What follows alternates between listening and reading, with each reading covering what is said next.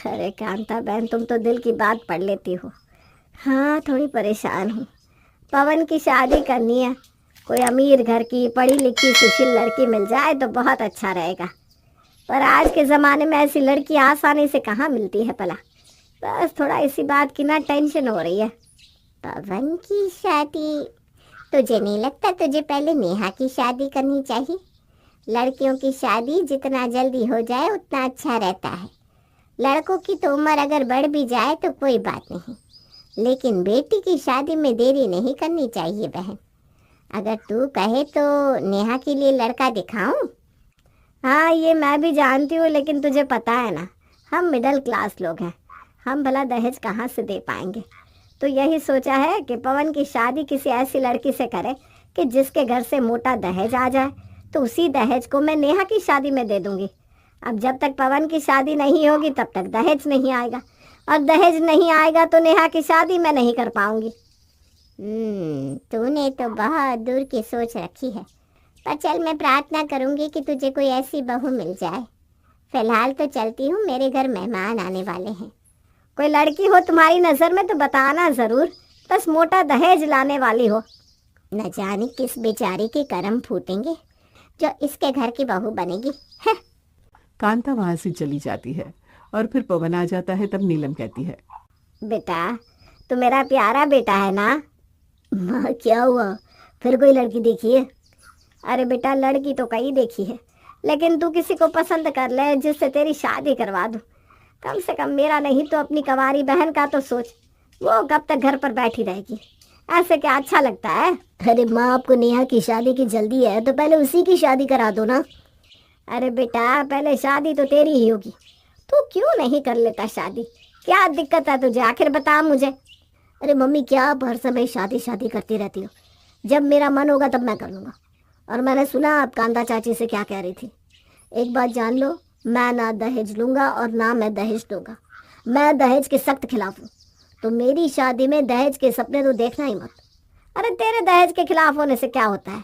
ये समाज का नियम है, सभी दहेज लेते हैं और देते हैं। कल को नेहा की शादी होगी तो हमें दहेज देना ही पड़ेगा ना। कभी सोचा है तूने अपनी बहन के बारे में कि उसकी शादी कैसे होगी? मत, तुम तो रहने दो।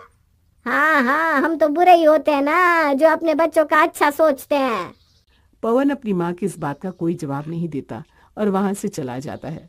तभी नीलम सुरेंद्र को देखकर कहती है, सुना आपने? आपका बेटा कैसी बातें कर रहा है? ऐसा कैसे चलेगा? उसको दहेज लेना नहीं, और नेहा की शादी में हम कहाँ से ला कर दे पाएंगे बताइए? आजकल बिना दहेज कहाँ शादी होती है? हाँ, मैंने सुना और मैं उसकी बात से बिल्कुल सहमत हूँ। दहेज हमारे समाज के लिए कभी शाप है। ना दहेज लेना चाहिए और ना देना चाहिए। हमारी नेहा के लिए भी कोई ऐसा घर मिल ही जाएगा जो दहेज के खिलाफ होगा। तुम चिंता मत करो, हमारा बेटा समझदार है और हमें उसके जैसा ही समझदार लड़का अपनी नेहा के लिए भी मिल ही जाएगा। हे भगवान, ये दोनों बाप बेटा पागल हो गए। मैं करूँ तो क्या करूँ? मैं अभी किसको समझा रही हूँ? जब शादी करने जाओगे तब देखते हैं कौन कितना समझदार है।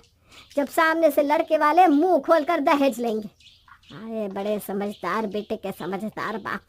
तुम दिनों बिना बहुत लाल पीली हो जाती हो। कुछ दिन गुजर जाते हैं कि पवन एक लड़की से कोर्ट मैरिज कर लेता है और उसे घर ले आता है। मम्मी पापा, ये आपकी बहू है श्वेता। हम दोनों एक दूसरे से बहुत प्यार करते हैं, इसलिए हमने कोर्ट मैरिज कर लिया। हे भगवान, बेड़ा गर्क कर दिया तूने तो। हम लोगों को बताना तक जरूरी नहीं समझा। उसने मुझे बताया था, और तुम्हें बताने का तो कोई फायदा ही नहीं होता क्योंकि तुम मानते नहीं। इसलिए मैंने उससे कहा कि कोर्ट मैरिज कर ले बेटा, और बहू को ऐसे यहाँ खड़ा मत कर बेटा, उसे कमरे में लेकर जा। जी पापा। दोनों बाप बेटे मुझे बर्बाद करके ही मानेंगे। मुझे पता था तू कुछ ऐसा ही करेगा, तभी शादी ना करने के बहाने दिया करता था। पवन श्वेता को कमरे में बिठाकर वापस आता है तो नीलम उसे बहुत डांटती है।